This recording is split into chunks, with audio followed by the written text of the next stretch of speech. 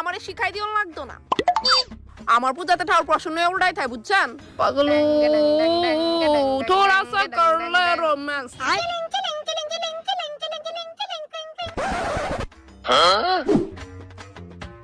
কি গো বিশাল বিশাল না বাপ সেটা না ধর তোর সা ল ধর সাইর কাপটা ধরে রাখবি বুঝছস এনো তো সা করাইছি না আমি যে তো সাইর কাপটাও ধমু হ্যাঁ জান বুঝছি তোর মা বেটা এমনি আমার গরুর মতো খাটা